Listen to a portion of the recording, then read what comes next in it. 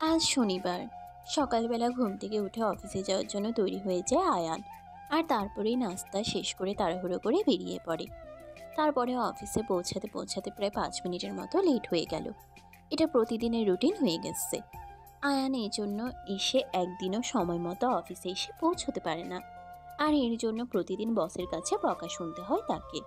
কিন্তু আজ অফিসে এসেই জানতে পারলো বস এখনো আসেনি। তা এসে তাড়াহুড়ো করে নিজের কেবিনের দিকে যাচ্ছিল। আর তখনই হঠাৎ করে কারো সঙ্গে ধাক্কা লেগে গেল। আহ! ও মা, আমার কোমরটা ভেঙে দিল। বলতে আয়া নিজেকে কোনো রকমে সামলে নিয়ে তারপরে নদীর দিকে হাত বাড়িয়ে দিল। নদী যেই না তার হাতটা ধরতে যাবে অমনি তাকিয়ে দেখলো এটা আয়ান। কিন্তু সে কোনো কিছু না বলে ওঠার আগেই আয়ান তাকে দেখতে পেয়ে তার হাতটা আবারও ছেড়ে দিল। আর নদী ধপাস করে আবারও ফ্লোরে পড়ে গেল। আর চিৎকার দিয়ে উঠল, ইউ ইডিয়েট, তুই এখানে? এই শাকচুন্নি, তুই এখানে কি করতে এসেছিস? আমার পিছন পিছন এই পর্যন্ত চলে এসেছিস? তোকে না আমি 6 মাস আগেই বলে দিয়েছি আমার পিছনে এভাবে ঘোরাঘুরি করে কোনো লাভ হবে না। তোর মতো ডাইনি মার্কা মেয়েটাকে আমি কোনো দিন আমার বউ বানাবো না। একদম থাপ্পড় মেরে তোর সব কটা দাঁত ফেলে দিব বলে দিলাম। বদমাইশ কোথাকার! তুই কত বড় ফাজিল! বদমাইশ মার্কা ছেলের পেছনে কোনো মেয়ে ঘুরে বেড়াবে? এটা তুই ভাবলি কি করে? ও আচ্ছা, তাই বুঝি আমি ফালতু বদমাইশ। আর তুই কি ধোয়া তুলসী পাতা নাকি? তুই আমার পিছন নিজে নিজে এই পর্যন্ত চলে এসেছিস আর এখন কিনা আমাকে বলছিস আমি ফালতু? ওরে হারামজাদা! আমি এই অফিসে চাকরি নিয়েছি, অ্যাকাউন্ট অ্যান্ড ম্যানেজমেন্ট ডিপার্টমেন্টে। আজকে আমার জয়েনিং ডেট। কথাটা শুনে আকাশ থেকে পড়ল আয়ান। আর সে মাথায় হাত দিয়ে তখনই ফ্লোরে বসে পড়ল আর বলতে লাগলো, হায় আল্লাহ, এই ডাইনি এসব কি বলছে? আমার তো কোনো কিছুই মাথায় ঢুকছে না। এই ডাইনিটাকে তুমি কেন এখানে নিয়ে এসেছো? আমার জীবনটাকে 3 বছর জ্বালিয়ে পুড়িয়ে ছারখার করে দিয়েছে, আর এখন কিনা এখানে এসেছে আরও জ্বালানোর জন্য। আল্লাহ, তুমি এই ডাইনিকে এক্ষুনি এখান থেকে বিদায় করে দাও। কথাটা শোনা মাত্রই প্রচন্ড পরিমাণে খেপে গেল নদী। আর ঠাস করে আয়ানের গালে দুটো চড় বসিয়ে দিয়ে বলতে লাগলো, ওই হারামজাদি ইতরের বাচ্চা, তুই ডাইনি কাকে বলছিস? তুই ডাইনি, তোর 14 গোষ্ঠী ডাইনি। দেখ, একদম ভালো হবে না বলে দিয়েছি। আমার সঙ্গে লাগতে আসিস না, তাহলে কিন্তু এর পরিণাম খুব খারাপ হবে। ও আচ্ছা, তাই বুঝি। ঠিক আছে, তাহলে তুই কি খারাপ করতে পারিস সেটা আমারও দেখে নেওয়ার আছে। ঠিক ওই মুহূর্তেই সেখানে এসে উপস্থিত হন অফিসের বস। আর তাদের দুজনকে এভাবে ঝগড়া করতে দেখে তিনি বলতে থাকেন, স্টপ দিস ননসেন্স। এখানে কি হচ্ছে? প্রথম দিন অফিসে এসে ঝামেলা শুরু করে দিয়েছো নাকি?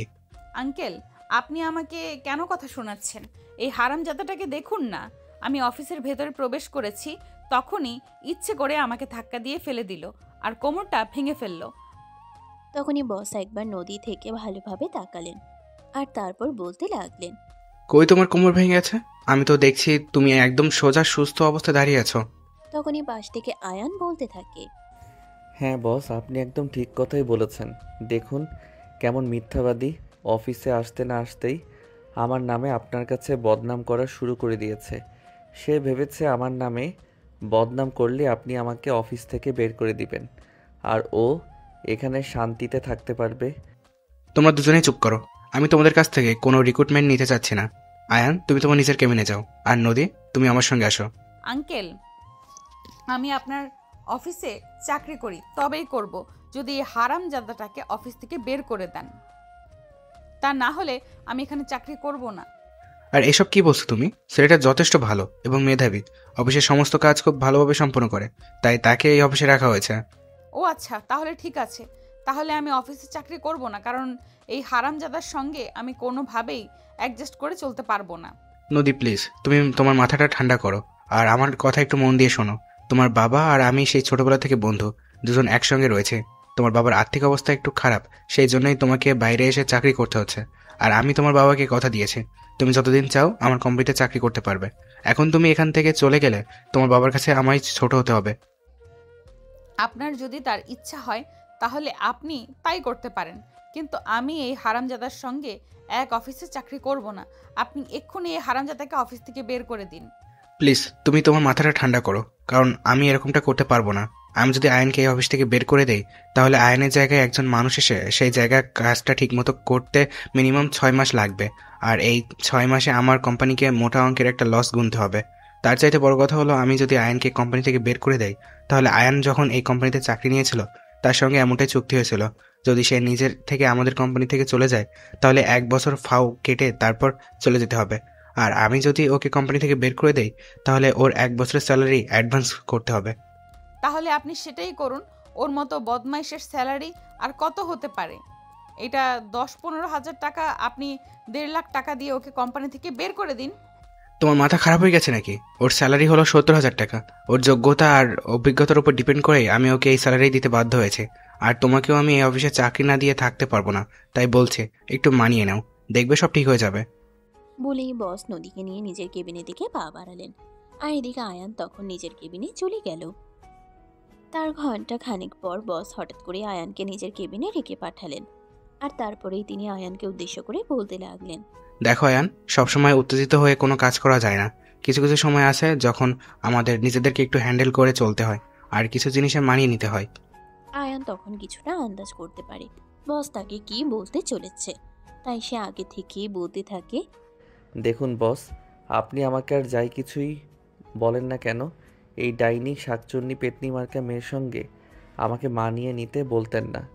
দুনিয়া কেয়ামত হয়ে গেলেও এই হারামজাদির সঙ্গে আমি কোনোভাবেই মানিয়ে নিতে পারবো না। তখনই আয়ানকে বস একটা ধমক দেয় আর তারপর বলতে থাকে, আয়ান, তুমি কি ভুলে গেছো? তুমি তোমার বসের সামনে দাঁড়িয়ে কথা বলছো।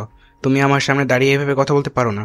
তাছাড়া নদী এই অফিসে চাকরি করতে এসেছে, এখানে তোমার সাথে কোনো কম্পিটিশন করতে আসেনি, বুঝতে পেরেছো? হ্যাঁ বস, আমি সেটা বুঝতে পেরেছি, কিন্তু আপনি সেটা বুঝতে পারছেন না। এই ডাইনি মনে মনে অন্য কিছু চক্রান্ত করছে, আপনাকে ভুলিয়ে ভালিয়ে ফুসলিয়ে এখানে চাকরি নেবে আর তারপর সমস্ত দোষ আমার উপর চাপিয়ে দেবে। এই ডাইনিকে আমি খুব ভালো করেই চিনি। আয়ান, তোমাকে আরও একবার মনে করিয়ে দিচ্ছে, তুমি কিন্তু তোমার বসের সামনে দাঁড়িয়ে আছো, এটা ভুলে যেও না। I am so sorry boss, আপনার সাথে দাঁড়িয়ে আমি কারোর সঙ্গে খারাপ আচরণ করতে চাই না, কিন্তু আপনি প্লিজ এই মেয়েটার সম্পর্কে আমাকে কোনো রিকোয়েস্ট করবেন না, এটা আমি রাখতে পারবো না। কিন্তু তোমাকে এটা রাখতেই হবে, কারণ অ্যাকাউন্ট অ্যান্ড ম্যানেজমেন্ট ডিপার্টমেন্ট তুমি একা সামলাতে পারছো না, আমি খুব ভালোভাবে দেখতে পাচ্ছি। এটা তোমার উপর অনেক প্রেশার হয়ে যাচ্ছে, তাই এখন থেকে নদী তোমাকে এসব ব্যাপারে সহযোগিতা করবে। তোমার কাছ থেকে আমি আর কোনো কমেন্ট শুনতে চাচ্ছি না। আমি তোমাকে যেটা বলেছি তুমি সেটাই করবে, কারণ আমি তোমার বস। আয়ান তখন আর কোনো কথা বলার সাহস পেল না, কারণ সে সত্যিই তার বসের সামনে দাঁড়িয়ে আছে। আর বসের সঙ্গে মুখে মুখে তর্ক করা এটা মোটেও সৌজন্যমূলক নয়। তাই সে মাথা নাড়িয়ে হ্যাঁ সূচক সম্মতি জানিয়ে কেবিন থেকে বের হয়ে চলে যেতে চাইলেও আর তখনই বস তাকে আবারও পিছন থেকে বলতে লাগলো, আমার কথা এখনো শেষ হয়নি, তুমি এখনই চলে যাচ্ছ কেন? এখানে দাঁড়াও, আমি তোমাকে আরও কিছু কথা বলতে চাই, সেগুলো আগে মনোযোগ দিয়ে শোনো। হ্যাঁ বস, ঠিক আছে, বলুন কি বলবেন। দেখো, এটা অফিস, এখানে তোমরা দুজন নিজেদের ব্যক্তিগত ব্যাপারগুলো আলাদাভাবে দেখবে। তোমরা দুজনে এখানে এমন কিছু করবে না যাতে অফিসের পরিবেশ নষ্ট হয় বা অফিসের কোনো ক্ষতি হয়, এটা আমি তোমাদের কাছে এক্সপেক্ট করব। ঠিক আছে বস, কোনো সমস্যা নেই, আমি আমার জায়গা থেকে যত শ্রাদ্ধ চেষ্টা করব, তবে আপনি ওই ডাইনিটাকে একটু বলে দেবেন। এতক্ষণ ধরে নদী সবকিছু চুপচাপ শুনলেও এখন আর চুপচাপ রইল না। সে চিৎকার দিয়ে উঠে বলতে লাগলো, দেখুন আপনার সামনে কিভাবে আমার সঙ্গে অসভ্যতা করছে, আর আপনার আড়ালে কি করবে সেটা আপনি একবার ভেবে দেখুন। আমি কিন্তু কথাগুলো শুধুমাত্র একজনকে উদ্দেশ্য করে বলিনি, আমি দুজনকে উদ্দেশ্য করেই বলেছি। আয়ান, আমি তোমাকে বলছি, তুমি যদি নদীর সঙ্গে মানিয়ে নিতে না পারো তাহলে নিজেই এই অফিস থেকে চলে যাবে, কারণ নদীর বাবা আমার খুব ভালো বন্ধু। আমি আমার কাজের জায়গায় এসে আমার বন্ধুর সঙ্গে সম্পর্ক নষ্ট করতে পারবো না। বস, আপনি এসব কি বলছেন? আপনি নিজেই তো যখন আমি অফিসে চাকরি নিয়েছি তখন আমার সঙ্গে অন্য রকমের কন্ট্রাক্ট করেছেন। হ্যাঁ, আমি সেটা একবার অস্বীকার করছি না, তবে সেটা তখনই সত্যি হবে যখন কিনা আমি তোমাকে অফিস থেকে বের করে দিব। কিন্তু আমি সেটা করছি না, কারণ তুমি আমার যথেষ্ট ভালো একজন কর্মচারী, তুমি আমার সমস্ত কাজ দায়িত্ব সহকারে করো, তাই তোমাকে অফিস থেকে বের করে দেওয়ার কোনো প্রয়োজন আমি মনে করছি না। নদী, তুমি আমার সঙ্গে চলো, আমি তোমাকে তোমার কেবিন দেখিয়ে দিচ্ছি। আর কোনো কাজে সমস্যায় পড়লে অবশ্যই আয়নকে বলবে। আয়ন তোমাকে সমস্ত রকম কাজে সহযোগিতা করবে। এই বলে বস নদীকে নিয়ে নিজের কেবিন থেকে বের হলেন। আর এদিকে আয়ানও নিজের কেবিনে চলে আসলো আর কাজ করতে লাগলো। তারপরেই বস নদীকে তার কেবিন বুঝিয়ে দিল। আর সমস্ত কাজকর্ম যতটুকু ওনার বুঝিয়ে দেওয়ার কথা। আজ নদীর অফিসের প্রথম দিন ইত্যপূর্বে তার কখনোই কোনো চাকরির অভিজ্ঞতা নেই, তাই সে কাজ ঠিকঠাক মতো করতে পারছিল না আর বুঝতেও পারছিল না। সেজন্য সে মনে মনে ভাবলো একবার আয়ানের সহযোগিতা নেওয়া যাক। যেমন চিন্তা তেমনই কাজ। সে আয়ানের কেবিনে চলে আসে আর আয়ানকে বলতে থাকে, ওই, আমি এটা বুঝতে পারছি না, আমাকে এটা বুঝিয়ে দে। হঠাৎ করেই নিজের কেবিনে কারোর আগমন আয়ানকে একটু শঙ্কিত করে তোলে। সে নিজেকে বিনা নিজের মতো করে কাজ করছিল। এই সময়ে তার কেবিনে কারোর আসার কোনো কথা নেই, কিন্তু হঠাৎ করেই একটা মেয়েলি কণ্ঠের আওয়াজ। আয়ান মাথা তুলে সামনের দিকে তাকায় আর তারপরেই নদীকে দেখতে পায়। তখনই সে বলতে থাকে, মিস নদী, এটা অফিস আর আমি আপনার কলিগ, এটা মাথায় রাখবেন। তাছাড়া একজনের কেবিনে প্রবেশ করতে হলে অনুমতি নিতে হয়। আপনি এভাবে হুটহাট করে আমার কেবিনে চলে আসতে পারেন না। আমার পার্সোনালিটি বলতে একটা কিছু আছে। তোর আবার পার্সোনালিটি? তোর মতো ছোট লোকের আবার কিসের পার্সোনালিটি? আর তুই আমার কলিগ, তোর কেবিনে আসতে গেলে আমাকে অনুমতি কেন নিতে হবে? এই জন্যই অনুমতি নিতে হবে যে আমি তোর বয়ফ্রেন্ড নই, আমি তোর কলিগ। তাছাড়া তুই কিন্তু আমার অধীনস্থ হয়ে কাজ করছিস, তাই আমি তোর চাইতে সিনিয়র, এটা সব সময় মাথায় রাখবি। আর সিনিয়র কাছে আসতে হলে অনুমতি তো নিতেই হবে। এটা এখন বাইরে যা আর তারপর অনুমতি নিয়ে আমার কেবিনে প্রবেশ কর। দেখ, এখন কিন্তু একদম বেশি বাড়াবাড়ি হয়ে যাচ্ছে। আমি কিন্তু বসের কাছে তোর ব্যাপারে সব বলে দিব। যা গিয়ে বল না, আমি কি তোকে একবারও নিষেধ করেছি নাকি? আমি তো নিজেই তাকে বলছি তুই বসের কাছে আমার ব্যাপারে বিচার দে, তারপর দেখি বস আমার কি বিচার করে। বলতেই নদী কিছুটা রেগে গেল আর সে বলতে লাগলো, আচ্ছা ঠিক আছে, কোনো সমস্যা নেই, আমি বসের কাছে তোর নামে এক্ষুনি কমপ্লেন করব। আর তারপর তুই বুঝতে পারবি আমাকে খেপানো কতটা সহজ আর কতটা মজা। আরে বাবা, তুই যা না, এখন এখানে দাঁড়িয়ে আছিস কেন? তাড়াতাড়ি যা, আমার নামে বসের কাছে বিচার দিয়ে। আর আমি এদিকে ইঁদুরের গর্ত খুঁজে বেড়াই, কারণ লুকাতে হবে তো আমাকে। আয়ান এভাবে কথা বলছে আর নদীর আগে ফুসফুস করছে। নদীর আগে ফুসফুস করতে করতে আয়ানের কেবিন থেকে বের হয়ে চলে গেল বসের কেবিনে। বস নিজের কম্পিউটারে কোনো একটা কাজ করছিলেন আর তখনই নদী বসের কেবিনে প্রবেশ করতে করতে বলতে লাগলো, আঙ্কেল, আমি আপনাকে আগেই বলেছিলাম এই হারামজাদার সঙ্গে আমি কোনোভাবেই কাজ করতে পারবো না, কিন্তু আপনি আমার কোনো কথাই শুনলেন না। আপনি আমাকে এই হারামজাদার সঙ্গে কাজ করতে দিলেন, আর এখন এই হারামজাদা আমার সঙ্গে কি করেছে সেটা আপনি জানেন? আমি তো একটা কাজ করছিলাম, আর তুমি যদি সেটা আমাকে না বলো তাহলে আমি জানবো কি করে? বলো কি করেছে আয়ন? আমি একটা কাজ বুঝতে পারছিলাম না, সেই জন্য তার কেবিনে গিয়েছিলাম তাকে এটা বলতে, আমাকে কাজটা বুঝিয়ে দেওয়ার জন্য। কিন্তু সে আমাকে কাজটা তো বুঝিয়ে দিলই না, উল্টো আমার সঙ্গে খারাপ আচরণ করছে। আয়নকে তো আমি বলে দিয়েছিলাম যাতে সে তোমার সঙ্গে কোনোভাবে খারাপ আচরণ না করে, কিন্তু তারপরও সে কেন তোমার সঙ্গে খারাপ আচরণ করলো আমি তো সেটাই বুঝতে পারছি না। আচ্ছা, তুমি কি তার সঙ্গে উল্টো কোনো কথা বলেছিলে বা কোনো রকম কিছু করেছিলে? না আঙ্কেল, আমি সেরকম কোনো কিছুই করিনি। আমি শুধু ওর কেবিনে প্রবেশ করলাম আর ফাইলটা ওর সামনে রেখে বললাম আমাকে এটা বুঝিয়ে দেওয়ার জন্য, আর তখনই সে আমার সঙ্গে খারাপ আচরণ করতে শুরু করে দিল। আচ্ছা ঠিক আছে, তুমি এখানে বসো, আমি এক্ষুনি আয়নকে ডেকে নিয়েছি, আর তারপর তার কাছ থেকে সমস্ত ব্যাপার জেনে নেব। আমি তাকে জিজ্ঞেস করব সে কেন তোমার সঙ্গে খারাপ আচরণ করেছে, তাকে এত বড় সাহস কে দিয়েছে যে সে তোমার সঙ্গে খারাপ আচরণ করে। এই কথা বলে বস নিজের অ্যাসিস্ট্যান্টকে দিয়ে আয়ানকে ডেকে পাঠালেন। আয়ান কিছুক্ষণের মধ্যেই বসের কেবিনে চলে আসে আর তারপর বসকে বলতে লাগে, may I come in boss? Yes, come in. আমি তোমাকে একটা কথা বলতে ডেকেছি। তোমাকে তো আমি তখন বলেছিলাম তুমি নদীর সঙ্গে কোনো রকম খারাপ আচরণ করবে না, তাহলে তুমি আমার কথা না শুনে নদীর সঙ্গে কেন খারাপ আচরণ করলে? ও আচ্ছা, এই ব্যাপার, ঠিক আছে, কোনো সমস্যা নেই। আমি আপনাকে সম্পূর্ণ বিষয়টা বুঝিয়ে বলছি। এই মেয়েটা আপনার এখানে চাকরি করতে এসেছে ঠিকই, কিন্তু কোনো ম্যানার্স জানা নেই। কারো কেবিনে প্রবেশ করতে গেলে অনুমতি নিতে হয়, কারোর সঙ্গে কথা বলতে হলে ভদ্রভাবে বলতে হয়। এই সব কিছুর কোনোটাই এই মেয়েটা জানে না। মানে তুমি কি বলতে চাইছো? আমি কিছুই বুঝতে পারছি না, আমাকে একটু বুঝিয়ে বলো। নদী আমার কেবিনে যায় একটা ফাইল নিয়ে, সেই পর্যন্ত সব কিছুই ঠিক আছে, কিন্তু সে আমার কেবিনে কোনো রকম অনুমতি না নিয়েই প্রবেশ করে, আর সেই সঙ্গে ফাইলটা আমার টেবিলের উপর ছুঁড়ে ফেলে দিয়ে বলতে থাকে সে কাজ বুঝতে পারছে না, আর আমি যেন তাকে কাজটা বুঝিয়ে দেই।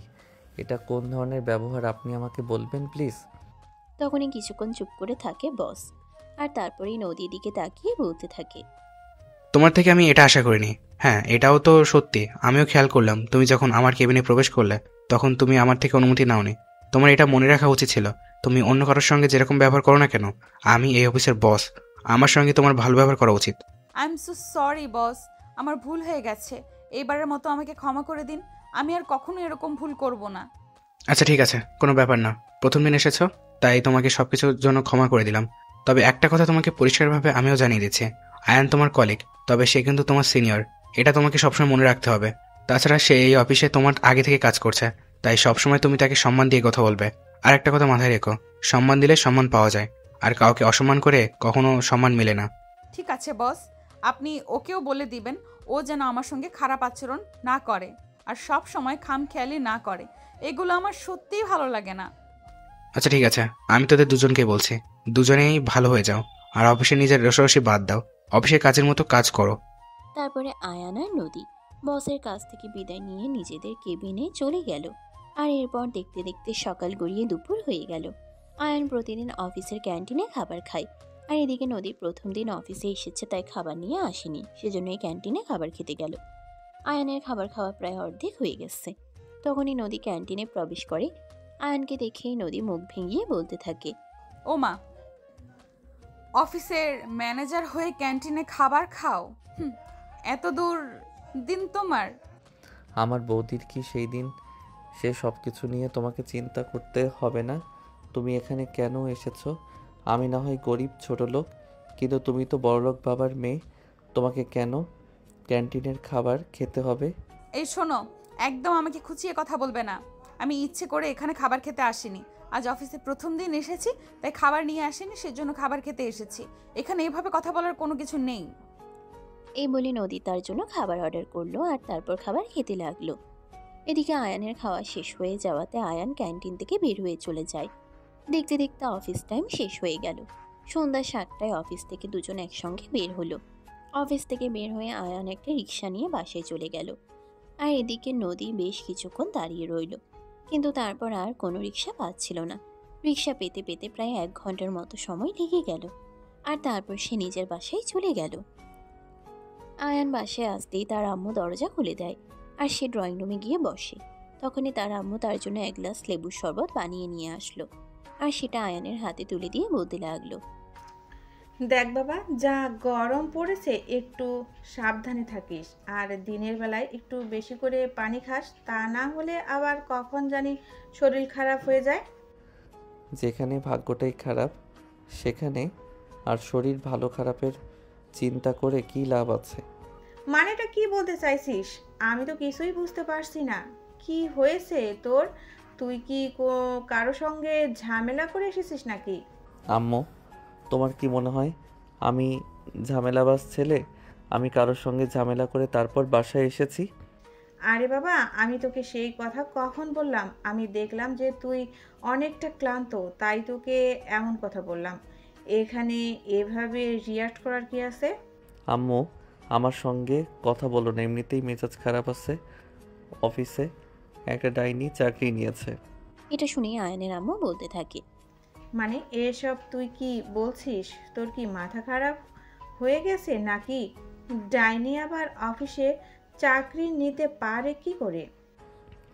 ওসব তুমি বুঝবে না আম্মু। এখনকার যুগে ডাইনিদেরও চাকরি করতে প্রয়োজন পড়ে। যাই হোক, আমি আমার রুমে যাচ্ছি, কিছুক্ষণ বিশ্রাম নেব। আমাকে কেউ ডাকাডাকি করবে না। যখন আমার খাবার সময় হবে আমি নিজেই খাবার খেতে চলে আসব। আচ্ছা বাবা, ঠিক আছে, সে তুই যেটা ভালো মনে করিস সেটাই কর। আমি তোকে একেবারে কিছুই বলবো না। তবে রাতের খাবারের সময় হলে নিজেই চলে আসিস, আমি আবার ডাকাডাকি করতে পারবো না। আয়ান তখন তার আম্মুর কথার কোনো উত্তর না দিয়ে সোজা নিজের রুমে চলে গেল, আর রুমের ভিতর প্রবেশ করে সঙ্গে সঙ্গে দরজাটা লাগিয়ে দিল। জামা কাপড় চেঞ্জ করে ফ্রেশ হয়ে শুয়ে দিল একটা ঘুম। এদিকে রাত 9টার মতো বাজে। তখনই তার ছোট বোন তার রুমের দরজায় নক করতে থাকে। এই ভাইয়া, ভাইয়া কোথায় তুই? আয়ান তখন ঘুম ঘুম চোখে রুমের দরজাটা খুলল আর তার বোনকে দেখেই বলতে লাগলো, আরে হারামজাদি, আমি না বলেছিলাম এভাবে ডাকাডাকি করবি না, কিন্তু আমার কোনো কথা শুনলি না কেন? আমি তো বলেছিলাম এখন আমার খুব ঘুম পাচ্ছে, আমাকে ঘুমাতে হবে। ভাইয়া, তুই আমার সঙ্গে কেন এরকম করছিস? তুই আমাকে প্রতিদিন রাখতে হয় না, আর আজ তুই বাসায় এসে বিছানায় শুয়ে ঘুমিয়ে পড়েছিস। আমার অঙ্কগুলো কে বুঝিয়ে দেবে বল শুনি?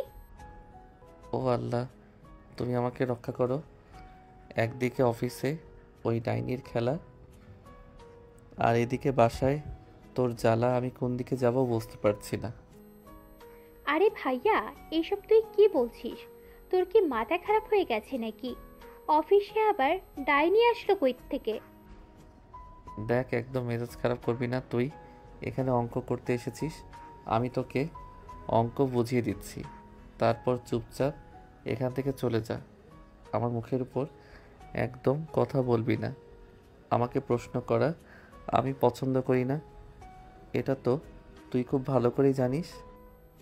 আচ্ছা বাবা, ঠিক আছে, কোনো সমস্যা নেই। আমি তোর অফিসের ব্যাপারে কোনো প্রশ্ন করব না।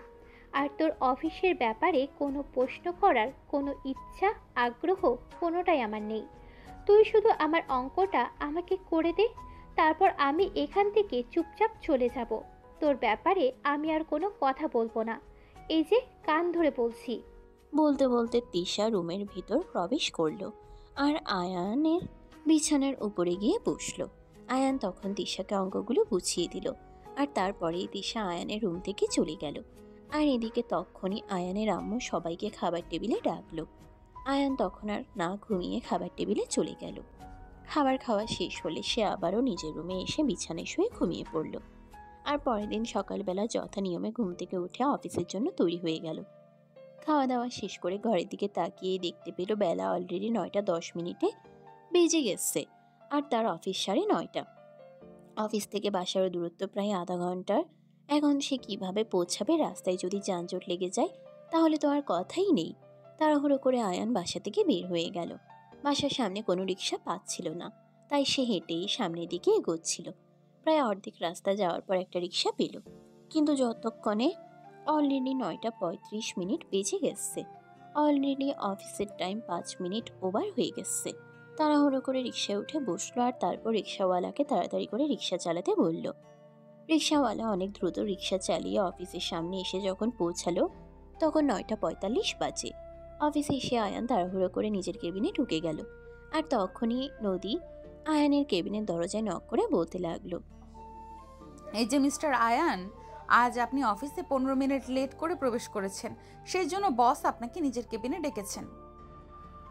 আচ্ছা ঠিক আছে, আমি বসের কেবিনে চলে যাব। এখন তুমি আমার চোখের সামনে থেকে সরো। সকালবেলা আমার মাথা গরম করো না। আমার জন্য মাথা গরম করতে হবে না, বসের কেবিনে যান, তাহলে বস নিজেই আপনার মাথা ঠান্ডা করে দেবে।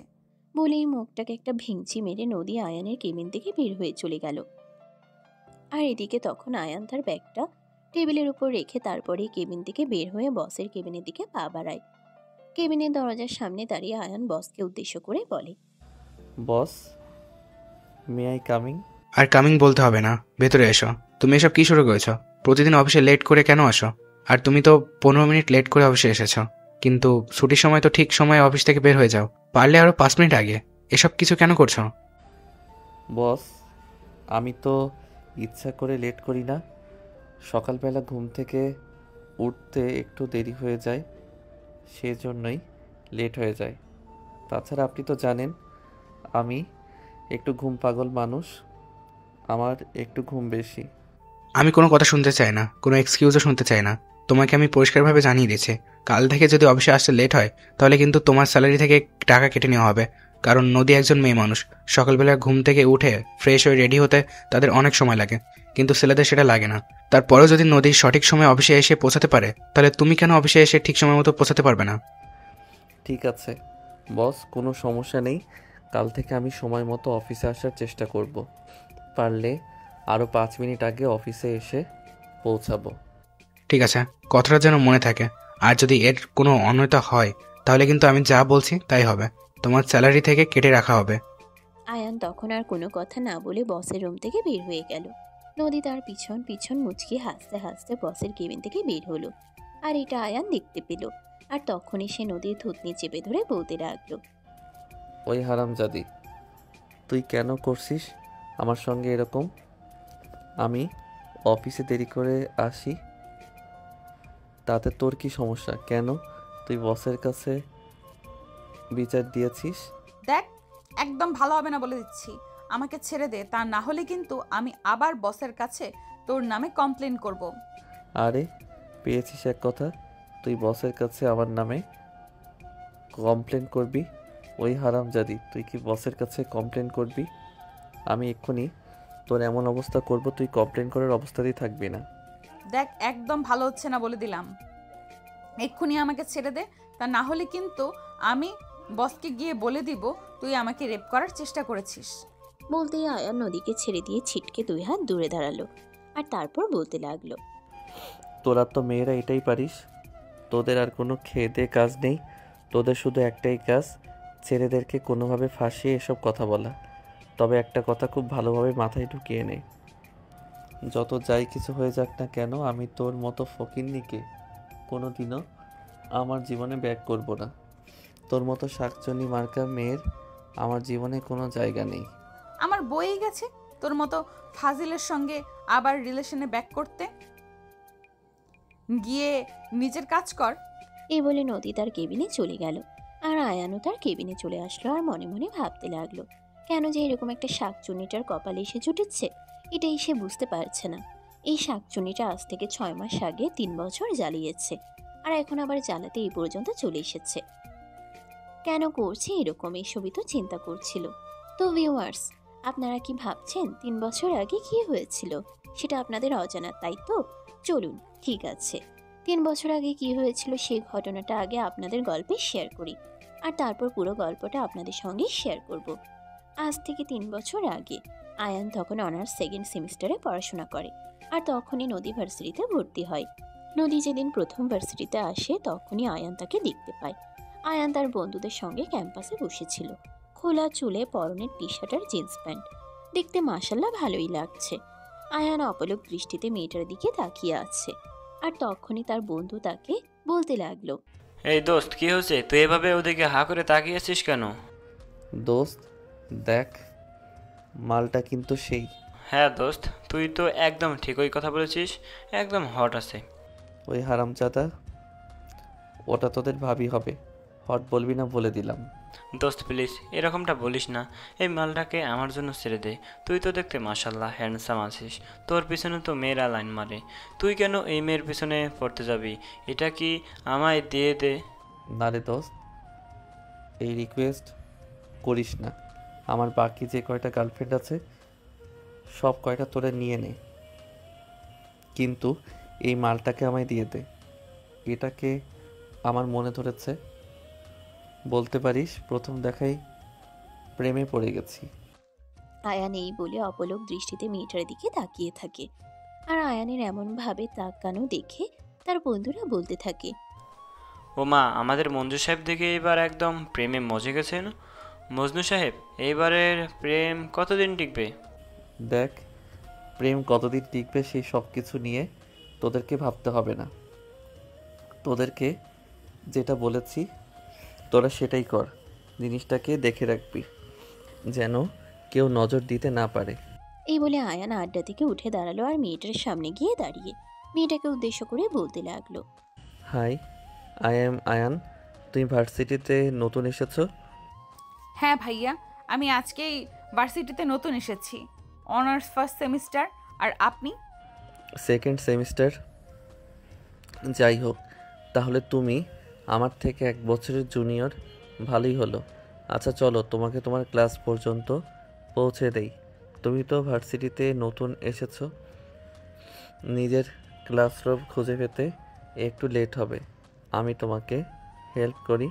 ও আচ্ছা, আপনি আমাকে হেল্প করবেন? তাহলে তো ভালোই হলো। চলুন তাহলে যাওয়া যাক। ও আচ্ছা, আপনি আমাকে হেল্প করবেন? তাহলে তো ভালোই হলো। চলুন তাহলে যাওয়া যাক। এই বলে নদী আয়ানের সঙ্গে সামনের দিকে পা বাড়ালো আর নদীর ক্লাসরুমের কাছে নিয়ে এলো। নদীকে ক্লাসরুমে পৌঁছে দিয়ে তারপর নদীকে উদ্দেশ্য করে বলতে লাগলো, এই যে ম্যাডাম, এটাই তোমার ক্লাসরুম। ক্লাসে বেশ কিছু স্টুডেন্ট ছিল আর তখনই আয়ান ক্লাসের স্টুডেন্টদেরকে উদ্দেশ্য করে বলতে থাকে, dear brother and sister, she is নদী, ইয়োর নিউ ফ্রেন্ড। ওকে দেখে রাখবে, কেউ যেন ওর কোনো ক্ষতি না করে এবং ওকে যেন কোনোভাবে কোনো বিরক্ত করতে না পারে। যদি কেউ ওকে কোনো বিরক্ত করে তাহলে তোমরা আমাকে ব্যাপারটা জানাবে। এই বলে নদীকে তার সিটে বসিয়ে দিয়ে আয়ান ক্লাসরুম থেকে বের হয়ে চলে গেল। আর এদিকে ক্যাম্পাসে আসতেই তার বন্ধুরা তাকে ঘিরে ধরলো আর বলতে লাগলো, দোস্ত, তুই কিন্তু কাজটা একদম ঠিক করলি না। মালটাকে আমার পছন্দ হয়েছিল, কিন্তু তুই কেড়ে নিলি। দেখ, তোকে আমি একবারই বলে দিয়েছি, ও তোদের ভাবি লাগে, ওকে মাল বলে সম্বোধন করবি না, তাহলে কিন্তু তোদের সঙ্গে আমার খারাপ সম্পর্ক হবে।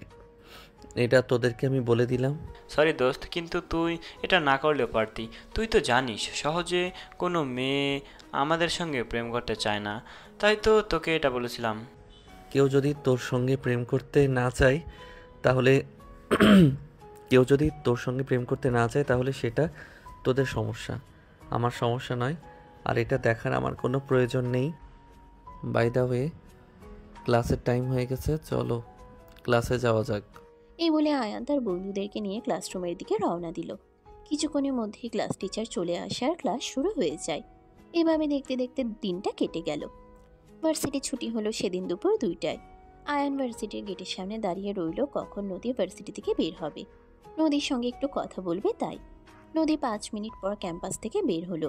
যেই না গেটের সামনে আসবে তখনই আয়ান তার সামনে গিয়ে দাঁড়ালো আর বলতে লাগলো, তোমার বাসা কোথায়, চলো তোমাকে আমি তোমার বাসা পর্যন্ত পৌঁছে দিয়ে আসি। না ভাইয়া, সেটার কোনো প্রয়োজন হবে না। আমি একা একাই বাসা পর্যন্ত চলে যেতে পারবো। আপনাকে আমার সঙ্গে কোনো কষ্ট করতে হবে না। এমনিতেই সকালবেলা আপনি আমাকে আমার ক্লাসরুম খুঁজে দিয়েছেন, তার জন্য আপনাকে মেনি মেনি থ্যাঙ্কস। এটা এমন কি কঠিন কাজ? তুমি ভার্সিটিতে নতুন এসেছো, তোমাকে সাহায্য করা আমাদের কর্তব্য। যাই হোক, চলো তোমাকে তোমার বাসা পর্যন্ত পৌঁছে দিয়ে আসি। তখনই নদী একটু ক্ষেপে যায় আর বলতে থাকে, আপনাকে আমি সহজ বাংলা ভাষায় যা বললাম তা বুঝতে পারেননি। আমাকে আমার বাসা পর্যন্ত আপনি পৌঁছে দিতে হবে না। আমার 2টা পা আছে, আমি বাসায় সময় মতো পৌঁছে যেতে পারবো। আপনারা ছেলেরা কি মনে করেন নিজেদের? আমি তো সেটাই বুঝতে পারি না। সকালবেলা আমাকে একটু সাহায্য করেছেন আর তার জন্য এখন আমার সঙ্গে এইভাবে কথা বলার চান্স খুঁজছেন। আরে, এটা তুমি কেমন কথা বলছো? তোমার সঙ্গে কথা বলার জন্য আমি কেন চান্স খুঁজতে যাব? তুমি নতুন এসেছো ভার্সিটিতে, তাই তোমাকে প্রোটেক্ট করা সিনিয়র হিসেবে আমাদের দায়িত্ব। আপনার দায়িত্ব আপনার পকেটে রাখেন। অযথাই আমার পেছনে টাইম ওয়েস্ট করে কোনো লাভ হবে না। আপনি এখন এখান থেকে চলে যেতে পারেন। বলে আয়ানকে কোনো পাত্তা না দিয়ে নদী সেখান থেকে চলে গেল। আর একটু পরেই একটা রিক্সা চলে আসে। নদী রিক্সায় উঠে বাসায় চলে যায়। এদিকে আয়ান তখনও সেখানেই দাঁড়িয়ে আছে। তখনই আয়ানের বন্ধুরা সেখানে এসে পৌঁছায়। আয়ানকে এভাবে দাঁড়িয়ে থাকতে দেখে বলতে থাকে, কি ব্যাপার দোস্ত, রোমিও হওয়ার আগে জুলিয়েট সেকা দিয়ে চলে গেল নাকি? দেখ, একদম ফালতু কথা বলবি না। ফালতু কথা আমার একদম ভালো লাগে না। তোকে কে বললো আমাকে ও ছ্যাঁকা দিয়ে চলে গেছে? ওর বাসা ভার্সিটি থেকে কাছেই, তাই বলল ওর সঙ্গে যেতে হবে না, ও একা একাই চলে যেতে পারবে। তাই তো চলে যেতে দিয়েছি, কারণ পাখিকে খাঁচায় বন্দি করার আগেই এতটা পরাধীনতা দিতে নেই। তাহলে তো সে আমাকে ভুল বুঝবে আর আমাকে ফেলে অনেক দূরে চলে যাবে। এই বলে কথাটা কাটিয়ে নিল আয়ান। আর তারপরেই বন্ধুদের থেকে বিদায় নিয়ে বাসায় চলে আসলো। কিন্তু বাসায় আসার পরেও সে কোনোভাবেই নদীর চেহারাটা ভুলতে পারছিল না। বারবার তার চোখের সামনে নদীর চেহারাটা ভেসে উঠছিল। তার মনে হচ্ছিল এই বুঝি নদী, তার সামনে এসে দাঁড়ালো। এই বুঝি নদী তার পাশে বসে আছে, এই বুঝি নদী তার সঙ্গে কথা বলছে। তার সময় যেন কোনোভাবেই কাটতে চাইছিল না। রাত 11টা বাজে, মোবাইল হাতে নিয়ে ফেসবুকে স্ক্রল করছে। নদীর কোনো ফেসবুক আইডি আছে কিনা সেটা খুঁজে দেখার চেষ্টা করছে, কিন্তু সে নদীর নাম দিয়ে বেশ কয়েকবার সার্চ করেও কোনো আইডি খুঁজে পেল না। সেদিন রাতে আয়ান রাতের খাবার না খেয়ে ঘুমিয়ে গেল। পরদিন সকালবেলা একটু তাড়াতাড়ি ঘুম থেকে উঠে গেল, যেটা দেখে তার মা অনেকটাই অবাক হয়ে গেলেন, কারণ তিনি প্রতিদিন সকালবেলা মিনিমাম আধা ঘন্টা ডাকাডাকি করে তারপরেই আয়ানকে ঘুম থেকে ডেকে তুলেন। কিন্তু আজ সময়ের আধা ঘন্টা আগে ঘুম থেকে উঠে গেছে। এটা দেখে আয়ানের আম্মু সহ বাড়ির সবাই অনেক অবাক হয়। আর আয়ানের আম্মু আয়ানকে বলতে থাকে, কিরে, কি ব্যাপার? আজকে সূর্য পশ্চিম দিকে উঠেছে নাকি যে তুই এত সকাল সকাল ঘুম থেকে উঠে গেছিস? সূর্য কেন পশ্চিম দিকে উঠতে যাবে? এগুলো কোন ধরনের কথা? সকাল সকাল আমার ঘুম ভেঙে গেছে, তাই সকাল সকাল ঘুম থেকে উঠে পড়েছি। এখানে এত কথা বলার কি আছে আমি তো সেটাই বুঝতে পারছি না। হ্যাঁ, আমিও এটাই বুঝতে পারছি না তুই কেন আজ এত সকাল সকাল ঘুম থেকে উঠে পড়েছিস। তোর কি ঘুম আসছে না নাকি অন্য কোনো কারণ আছে? তখনই আয়ান তার আম্মুকে উদ্দেশ্য করে বলতে থাকে, আচ্ছা আম্মু, আমি এটা বুঝতে পারছি না তোমার কেন এরকমটা মনে হচ্ছে। আমার সকাল সকাল ঘুম থেকে ওঠার পেছনে অন্য কোনো কারণ আছে? আমি কি সকাল সকাল ঘুম থেকে উঠতে পারি না নাকি? এরকম কোনো ব্যাপার না, আসলে তোকে বিগত 5 বছরে কোনোদিন সকালবেলা ঘুম থেকে উঠতে দেখা যায়নি, তো তাই একটু আশ্চর্য লাগছে। তোর শরীর খারাপ লাগলে না, তাই জিজ্ঞাসা করলাম। দেখো আম্মু, সবসময় তো ফালতু কথা বলো না। আমার ক্ষুধা লেগেছে, আমাকে নাস্তা খেতে দাও। রাতে খাবার না খেয়ে ঘুমিয়ে পড়েছি। তোমাদের আমার জন্য এত দরদ উতলে উতলে পড়ে কই? একবার তো আমাকে ঘুম থেকে ডেকে তুলে খাওয়ালে না। কেন, তুই কি ছোট বাচ্চা নাকি যে তোকে আমার ঘুম থেকে ডেকে তুলে খাওয়াতে হবে? তোর যদি খাওয়ার ইচ্ছা থাকতো তাহলে তুই নিজে এসে খেয়ে গেলি না কেন? হ্যাঁ সেটাই তো। আমার কি মনে হয় জানো, আমি মাঝে মাঝে এটাই ভুলে যাই আমি তোমাদের নিজের ছেলে নাকি সৎ ছেলে। আয়ানের মুখ থেকে এই কথাটা শুনে রেগে গেল আয়ানের আম্মু। আর তিনি একটু রাগী কণ্ঠে আয়ানকে বলতে লাগলেন, ওই হারামজাদা, কি বললি তুই? আমি তোর সৎ মা লাগে? ঠিক আছে, আজ থেকে তুই আমাকে মা বলে ডাকবি না, তুই আমাকে সৎ মা বলে ডাকবি। ও বা, এখন দেখছি সব দোষ আমার ঘাড়ের উপর চলে আসছে। এখানে আমার কি দোষ? আমি রাতে খাবার না খেয়ে ঘুমিয়ে পড়লাম, আর তোমরা একবার আমাকে ডেকে খাবারটা খাওয়ানোর প্রয়োজন আছে বলেও মনে করলে না, আর এখন সব দোষ আমার ঘাড়ে চাপিয়ে দিচ্ছ। যার খাবার খেতে ইচ্ছে করবে সে নিজে এসে খাবার খেয়ে যাবে, আমি কাউকে ডেকে ডেকে খাবার খাওয়াতে পারবো না। এই বাড়িতে আমি থাকি বলে সবার বেতন ছাড়া কাজের লোক নয়, যে যখন যে যা বলবে আমাকে তাই করতে হবে। আম্মু, তোমার কি একবারও মনে হচ্ছে না তুমি এখন একটু বেশি বলে ফেলতেছো? যেটা বলা তোমার উচিত হচ্ছে না। না, আমার একবারও সেরকমটা মনে হচ্ছে না, কারণ আমি ভুল কোনো কথা বলছি না, যা বলছি একদম ঠিক কথাই বলছি। যেই বাড়িতে আমার কোনো গুরুত্ব নেই, যেই বাড়ির মানুষজনদের কাছে আমার কোনো দাম নেই, সেই বাড়ির মানুষের সঙ্গে আমি আর কিভাবে কথা বলতে পারি? এই বাড়ির মানুষগুলোকে আমি কোনো একটা কথা বলে সেটা তাদের গায়ে লাগে না, অথচ তারা সব সময় আমার কাছ থেকে সব কিছু পারফেক্টভাবে পেতে চায় কেন? আম্মু, এই জন্যই বললাম আমি তোমার আপন ছেলে নাকি সৎ ছেলে। আমি যদি তোমার আপন ছেলে হতাম তাহলে তুমি আমাকে এতগুলো কথা শোনাতে পারতে না। এটা শুনে আয়ানের আম্মু আরও রেগে গেল আর বলতে লাগলো, তুই এখনই আমার চোখের সামনে থেকে দূর হয়ে যা, আমি তোর চেহারাটাও দেখতে চাই না। আমার মেজাজ একদম খারাপ হয়ে যাচ্ছে, তুই যদি এখনো এখানে দাঁড়িয়ে থাকিস তাহলে কিন্তু খুব খারাপ কিছু হয়ে যাবে, এটা আমি তোকে বলে দিলাম। আয়ান তখন রেগে গিয়ে নাস্তা না করে বাসা থেকে বের হয়ে গেল। আর তারপর বইপত্র নিয়ে সোজা ভার্সিটিতে। ভার্সিটির টাইম তখনও আসেনি, সেরকম কেউ ভার্সিটিতে আসেনি। আয়ান একা একাই ক্যাম্পাসে বসে আছে। তখনই তার একদল বন্ধু ক্যাম্পাসে এসে প্রবেশ করে। আর আয়ানকে ক্যাম্পাসে দেখেই তারা বলতে থাকে।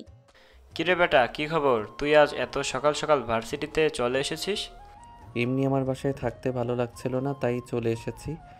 কিন্তু এখন মনে হচ্ছে আমি ভার্সিটিতে আগে আগে এসে তোদেরকে খুব বেশি সমস্যায় ফেলে দিয়েছি। আরে বেটা, তুই এভাবে কেন কথা বলছিস? আমি কখন থেকে এই কথা বললাম যে তুই আমাদেরকে ঝামেলায় ফেলে দিয়েছিস? আমি তো শুধু তোকে এইটা বললাম, তুই তো কখনো এত তাড়াতাড়ি ভার্সিটিতে আসিস না, তাহলে আজ কেন এসেছিস? আমার মন চেয়েছে তাই আমি এসেছি। আশা করি এতে তোর বা তোদের কোনো সমস্যা নেই, আর হবেও না। আয়ানের বন্ধুরা তখন খুব ভালোভাবে বুঝতে পারলো আয়ান প্রচণ্ড পরিমাণে রেগে আছে, তাই তার সঙ্গে এই মুহূর্তে কথা না বলে থাকাটাই সবচাইতে বুদ্ধিমানের কাজ। তাই তার বন্ধুরা আর এই ব্যাপারে কোনো কথা বাড়ালো না। তারা চুপচাপ আয়ানের পাশে বসে রইল। দেখতে দেখতে ভার্সিটির সময় হয়ে গেল। ভার্সিটির স্টুডেন্টরা একে একে সবাই ক্যাম্পাসে চলে এসেছে। এদিকে আয়ান হাঁ করে ভার্সিটির গেটের দিকে তাকিয়ে আছে। আয়ানকে এভাবে ভার্সিটির গেটের দিকে তাকিয়ে থাকতে দেখে তার এক বন্ধু বলে, কী রে দোস্ত, তোর ব্যাপারটা কি? আমরা তো কিছুই বুঝতে পারতেছি না। তুই এইভাবে গেটের দিকে হাঁ করে তাকিয়ে আছিস কেন? সব কিছুই তোদেরকে জানতে হবে, বুঝতে হবে। এরকমটা কোন হাদিসে লেখা আছে নাকি? থাকলে আমাকে ওই হাদিসটা একটু দেখাস। সত্যি তো বুঝতে পারতেছি না তোর কি হয়েছে। তুই কেন আমাদের সবার সঙ্গে এরকম আচরণ করছিস? তোর যদি কোনো সমস্যা হয়ে থাকে তাহলে তুই সেটা আমাদেরকে বলতে পারিস। আমরা আমাদের জায়গা থেকে যথাসাধ্য চেষ্টা করব তোকে এই ঝামেলা থেকে ছুটি আনার জন্য। কিন্তু তুই যদি আমাদেরকে কোনো কিছুই না বলিস তাহলে সেটা বুঝবো কী করে? একদম কথা বলবি না, চুপচাপ বসে থাক। আমি যেটা করছি সেটা আমাকে করতে দিয়ে কথা বলে আমায় কেন বিরক্ত করিস না? এই বলে আয়ান আবারও এক দৃষ্টিতে ভার্সিটির গেটের দিকে তাকিয়ে থাকে। আর তখনই নদী ভার্সিটির গেট দিয়ে ক্যাম্পাসে প্রবেশ করে। আজ নদীকে গতকালকের চাইতে অন্যরকম লাগছে, একটু বেশি সুন্দরই লাগছে। আজ নদী খুবই সুন্দর একটা থ্রি পিস পরে ভার্সিটিতে এসেছে। সেই সঙ্গে কানে এক সেট ঝুমকো আর হাতে কাছে চুড়ি। এক কথায় অসাধারণ লাগছে নদীকে দেখতে। আয়ান একদম হাঁ করে নদীর দিকে তাকিয়ে আছে। আর তখনই তার এক বন্ধু এটা দেখতে পায় আর বলতে থাকে, ও আচ্ছা, এই ব্যাপার। তাহলে তাহলে তুই এই জন্য এভাবে ওই দিকে তাকিয়ে আছিস, তাই না? হ্যাঁ, আমি ওর জন্যই ওই দিকে তাকিয়ে আছি। কেন, তোদের কোনো সমস্যা হচ্ছে নাকি? আমি তো সেটাই বুঝতে পারছি না। আচ্ছা দোস্ত, আমি এটা বুঝতে পারছি না তুই আমাদের সঙ্গে এভাবে কেন কথা বলছিস আর কেন বারবার ঝামেলার বাঁধানোর চেষ্টা করছিস। তুই একটা মেয়ের দিকে তাকিয়ে আছিস, সেটা আমাদের কেন কোনো সমস্যা হতে যাবে? তুই আমাদের বন্ধু, তোর ভালোতে আমরা কেন হিংসায় জ্বলে পুড়ে শেষ হয়ে যাব বলতে পারিস? কারণ শুধুমাত্র একটাই, যে তোদের কোনো গার্লফ্রেন্ড নেই আর আমি তোদের সামনে এত সুন্দরী একটা মেয়ের সঙ্গে প্রেম করতে চলেছি। আর তাই তোদের খুব বেশি হিংসা হচ্ছে, সেই জন্য তোরা চাইছিস না এই মেয়েটার সঙ্গে আমার সম্পর্কটা হোক। দূর বেটা, তোর মাথা খারাপ হয়ে গেছে নাকি? সামান্য একটা মেয়ের জন্য আমরা আমাদের বন্ধুত্বের সম্পর্ক নষ্ট করব? এরকমটা কখনোই হতে পারে না। আমাদের কাছে সবার আগে আমাদের বন্ধুত্ব, আর তারপর পৃথিবীর সব কিছু। সত্যি বলছিস তো? তোরা কখনোই আমার আর নদীর মাঝখানে বাধা হয়ে দাঁড়াবি না তো? না রে দোস্ত, কখনোই সেরকমটা হবে না।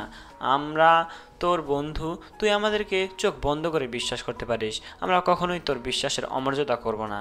আমরা আমাদের সবটা দিয়ে তোর বিশ্বাস রক্ষা করার চেষ্টা করব। আচ্ছা, সেটা ঠিক আছে। তোরা কতটা করতে পারিস সেটাই দেখার পালা আমার। আমি দেখি তোরা আমার কত ভালো বন্ধু হয়ে যাবি। না হয় এবার বন্ধুত্বের একটা পরীক্ষা। আচ্ছা ঠিক আছে, কোনো সমস্যা নেই। তুই যেমন চাস তেমনই হবে। তবে আমাদের এই বন্ধুত্বের সম্পর্কে কিন্তু অবশেষ জিতে যাবে, এটা তোকে আমি বলে দিলাম। আচ্ছা ঠিক আছে, কোনো সমস্যা নেই। অবশেষে কে জিতে আর কে হারে সেটা তো সময় হলেই দেখা যাবে। এখন আমি যাই। আমি আমি এখন আমি যাই। আমি আমার ময়না পাখিটার সঙ্গে একটু কথা বলে আসি। ময়না পাখিটার সঙ্গে কথা না বললে আমার মনটা শান্ত হবে না। এই বলে আয়ান সেখান থেকে উঠে চলে আসলো। নদী নিজের ক্লাসরুমের দিকে এগোচ্ছে। তখনই আয়ান তার সামনে এসে দাঁড়ালো আর তারপর সে নদীকে উদ্দেশ্য করে বলতে লাগলো, কি অবস্থা, কেমন আছো তুমি? এই তো আলহামদুলিল্লাহ, আল্লাহর রহমতে ভালোই আছি। কিন্তু আপনি আজ সকালবেলা আমার সামনে এসে দাঁড়ালেন কেন? আজ তো আর আমাকে ক্লাসরুম চিনিয়ে দিতে হবে না, আমি তো নিজে নিজেই ক্লাসরুম পর্যন্ত পৌঁছে দিতে পারবো। আজকে আবার কোন মতলবে এসেছেন? আমি বুঝতে পারছি না তোমার এরকমটা কেন মনে হচ্ছে যে আমি তোমার সামনে কোন মতলব নিয়ে এসেছি। শোনো, আমি ঘুরিয়ে পেঁচিয়ে কথা বলা একদম পছন্দ করি না। আমি চ্যাট ফরওয়ার্ড একজন মানুষ। আমার মনে যা আসে আমি মুখে তাই বলে দেই। তোমাকে প্রথম দেখাতেই আমি ভালোবেসে ফেলেছি। কথাটা শোনা মাত্রই প্রচণ্ড পরিমাণে ক্ষেপে গেল নদী। আর সে তখন রেগে গিয়ে বলতে লাগলো, নেহা তো আপনি আমার সিনিয়র, তা না হলে এখনই গালে 2টা চর বসিয়ে দিয়ে বুঝিয়ে দিতাম আমাকে প্রপোজ করার মজা কতটা। ভার্সিটিতে এসেছি এখনো 2 দিন হয়নি, আর এখনই আপনি আমার সঙ্গে লাইন মারতে চাইছেন? শুনুন, আরও অন্য কোনো মেয়ের সঙ্গে কি করেন না করেন সে সব কিছু নিয়ে আমার বিন্দু মাত্র মাথা ব্যথা নেই। তবে আমি আপনাকে একটা কথা স্পষ্টভাবে জানিয়ে দিচ্ছি, এইসব ফালতু টাইম ওয়েস্ট আমার পেছনে করে কোনো লাভ হবে না। আপনি অন্যের চরকায় তেল দিতে পারেন। সেরকমটা তো হবে না ডিয়ার, কারণ আমি যখন একটা জিনিসের প্রতি আকর্ষিত হয়ে যাই তখন আর সেই জিনিসটা থেকে নিজেকে এত সহজে ফিরিয়ে আনতে পারি না। একটু কষ্ট হলেও ওই জিনিসটা আমার লাগবে। কিন্তু দুর্ভাগ্যবশত আপনি হয়তো কোনো দিনই আমার এই পরিকল্পনায় সাকসেসফুল হতে পারবেন না, কারণ আমি আর যাই হোক না কেন কখনো আপনার মতো ফালতু ছেলের সঙ্গে প্রেম বা ভালোবাসার সম্পর্কে নিজেকে জড়াবো না। কারণ যে ছেলে 2 দিনের পরিচয়ে একটা মেয়েকে প্রপোজ করতে পারে, সে 2 দিন পরে সম্পর্ক ভেঙে অনেক দূরে চলে যেতে পারে। আমি জানি না তোমার এক্সপেরিয়েন্স কতটুকু, তবে আমি তোমাকে এইটুকু বলতে পারি, তুমি আর 5টা ছেলের সঙ্গে আমাকে মিলাতে যেও না। আমি অন্য সবার থেকে আলাদা। একদম, আমিও সেটাই বলতে চাইছিলাম। সব ছেলেরা শুরুতে এরকমটাই বলে, তারপর 2-3 দিনের মাথায় রুম ডেট আর 4 দিনের মাথায় ব্রেকআপ করে ফেলে রেখে চলে যায়। উফ, তুমি আবার আমাকে ভুল বুঝেছ। আমি তোমাকে সত্য কথা বলছি, আমি তোমায় অনেক বেশি ভালোবাসি। তোমার সঙ্গে আমি কোনো টাইম পাস করতে আসিনি, কোনো মজা নিতে আসিনি। শোনো, জীবনে অনেক মেয়ের সঙ্গে প্রেম করেছি, কিন্তু এই প্রথমবার তোমাকে দেখে আমি ভালোবেসে ফেলেছি। ভালোবাসার প্রেম দুটি সম্পূর্ণ আলাদা জিনিস। আমি যদি তোমার প্রেমে পড়তাম তাহলে মনে করতাম আমার আবেগ আমাকে এই কাজটা করতে বাধ্য করেছে, কিন্তু আমি তোমায় ভালোবেসে ফেলেছি। দেখুন, আমি সত্যি বলছি, আপনার সঙ্গে ফালতু কথা বলে সময় নষ্ট করার কোনো ইচ্ছে আমার নেই। আমার ক্লাসের টাইম হয়ে গেছে, আপনি আমার পথ থেকে সরে দাঁড়ান, তা না হলে কিন্তু আমি ভার্সিটির প্রিন্সিপালের কাছে আপনার নামে কমপ্লেন করতে বাধ্য হব, আর আশা করি সেটা আপনার জন্য খুব ভালো হবে না। তখনই একটা মেয়ে এসে নদীর পাশে দাঁড়ায় আর নদীকে বলতে থাকে, এই ফ্রেন্ড, কি অবস্থা, কেমন আছো? হাই, এই তো আলহামদুলিল্লাহ ভালো, তোমার কি অবস্থা? আলহামদুলিল্লাহ। চলো, ক্লাসে টাইম হয়ে গেছে, ক্লাসে যাওয়া যাক। তাই? হ্যাঁ তাই, চলো। আমিও ক্লাসের দিকেই করছিলাম, আর তখনই তুমি চলে আসলে। যাই হোক, ভালোই হলো। এ বলে নদী আর তার বান্ধবী রিয়া নিজেদের ক্লাসে চলে গেল। আর এদিকে আয়ান তখনও সেখানেই দাঁড়িয়ে রইল আর নদীর চলে যাওয়া দেখছিল। তখনই পিছন থেকে তার এক বন্ধু তার কাঁধে হাত রেখে বলতে থাকে, দোস্ত, এভাবে হতাশ হলে চলবে না, হাল ছেড়ে দিলে চলবে না, তোকে জিততে হবে আর জিতে দেখাতে হবে। আমরা তোর পাশে আছি, আমরা সব রকম হেল্প করবো তোকে। তোরা আর কি হেল্প করবি? ও তো আমাকে কোনো পাত্তাই দিল না, আমার কথা কি কোনো গুরুত্ব না দিয়ে এখান থেকে চলে গেল। আমি বুঝতে পারছি না কেন করছে আমার সঙ্গে এরকম। কাম অন ডিয়ার, ওরা মেয়ে মানুষ, ওরা একটু এরকম করবে, কিন্তু তাই বলে হাল ছেড়ে দিলে চলবে নাকি? ওদের পিছনে আছার মতো লেগে থাকতে হবে, তবেই না ওরা পড়বে। কিন্তু দোস্ত, তুই তো খুব ভালো করে জানিস একটা জিনিসের পিছনে বেশি দিন লেগে থাকার অভ্যাস আমার নেই। তবে এই মেয়েটাকে একটু হার্ড বলেই মনে হচ্ছে। কিভাবে খুব তাড়াতাড়ি ওর মন গলাতে পারবো সেই ট্রিক তোদের জানা থাকলে আমাকে বল। ও, সব কিছু তো আমাদের জানা নেই। তুই তো খুব ভালো করেই জানিস কোনো মেয়ে আমাদের সঙ্গে সহজে প্রেম করতে চায় না, আর সেজন্যই আমরা প্রেমের ট্রিক্স সম্পর্কে জানি না, তবে আমার মনে হয় অন্য কোনো কিছু ট্রাই করতে হবে নতুনভাবে। কি ট্রাই করা যায় বল তো? আরে দোস্ত, পেয়ে গেছি আইডিয়া। সামনে তো নবীনবরণ অনুষ্ঠান আছে, সেদিন তুই ওকে প্রপোজ করবি, আর এমনভাবে প্রপোজ করবি যাতে না বলতে পারে। হ্যাঁ দোস্ত, সূর্য একদম ঠিক কথাই বলেছে। তুই ওই দিন ওই মেয়েটাকে প্রপোজ করবি, আমার মনে হয় তাহলে রাজি হয়ে যাবে।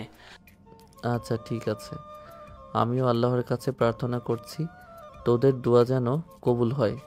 আল্লাহ যেন আমার মনের কথা শুনতে পান, আর আমার ভালোবাসার পছন্দের মানুষটাকে আমার কাছে ফিরিয়ে দেন। এই বলে তার বন্ধুদেরকে নিয়ে ক্লাসরুমে চলে গেল। এরপর দিনগুলো এভাবেই চলছিল। আয়ান প্রতিদিন ভার্সিটিতে এসে নদীর সঙ্গে কথা বলার চেষ্টা করত, কিন্তু নদী কোনোভাবে আয়ানের সঙ্গে গায়ে পড়ে সেরকম কোনো কথা বলতো না। বরঞ্চ সে সবসময় আয়ানের থেকে নির্দিষ্ট একটা দূরত্ব বজায় রাখে চলার চেষ্টা করত। আর এই বিষয়গুলো আয়ানকে আরও অনেক বেশি কষ্ট দিচ্ছিল। সে কোনোভাবেই নদীর অবহেলা, তাকে এড়িয়ে চলা, এসব কিছু মেনে নিতে পারছিল না। তাই সে তার বন্ধুকে বলতে লাগলো, দোস্ত, তোরা কিছু একটা কর, আমি এই অবহেলা আর মেনে নিতে পারছি না। কেন করছে ও আমার সঙ্গে এরকম? কেন বারবার আমাকে অবহেলা করছে? কেন আমার সঙ্গে একটাবার কথা বলারও চেষ্টা করছে না? আরে বেটা, তোকে বললাম তো, এভাবে হাল ছেড়ে দিলে চলবে না। আটার মতো পিছনে লেগে থাকতে হবে। আজ না হোক কাল রাজি তো হয়েই যাবে, ডেভিড। আর রাজি হতেই হবে। রাজি না হয়ে তো আর কোনো উপায় নেই। আরে বেটা, আমার ভিতরটা পুরো ছারখার হয়ে যাচ্ছে। কবে রাজি হবে আর কবে আমি আমার কলিজাটাকে ঠান্ডা করব? দোস্ত, তুই এখন চিন্তা করিস না। তোর হয়ে আমরা সব রকম চেষ্টা করছি আর করে যাব। এই বলে সূর্য আর রাফি আর তার অন্যান্য বন্ধুরা সবাই মিলে আয়ানকে সান্ত্বনা দিয়ে তাদের ক্লাসরুমে নিয়ে গেল। ক্লাসরুমে যাওয়ার কিছুক্ষণের মধ্যেই ক্লাস টিচার চলে আসে আর সবাই মিলে ক্লাসে মনোযোগ দিল। এভাবে দেখতে দেখতে বেশ কিছুদিন চলে গেল। আঠার মতোই নদীর পিছনে লেগে আছে, কিন্তু নদীর কোনো সারা শব্দ নেই। এই ব্যাপারটা আয়ানকে খুবই ব্যথিত করছে। আয়ান নদীর এই অবহেলা আর মেনে নিতে পারছে না। তার যেন মন চাইছে এক্ষুনি জোর করে নদীকে দিয়ে সে তার ভালোবাসার কথাই স্বীকার করিয়ে নেবে, কিন্তু এটা সম্ভব নয়। নদী যথেষ্ট রাগী একটা মেয়ে। তাকে দিয়ে জোর করে কোনো কিছু করানো একেবারেই অসম্ভব। তাই আয়ান তার বন্ধুদেরকে বলতে থাকে, দোস্ত, কিভাবে কি করব কিছুই তো বুঝতে পারছি না। মেয়েটাকে এখনো পটাতে পারলাম না। তোরা প্লিজ আমার জন্য কিছু একটা তো কর।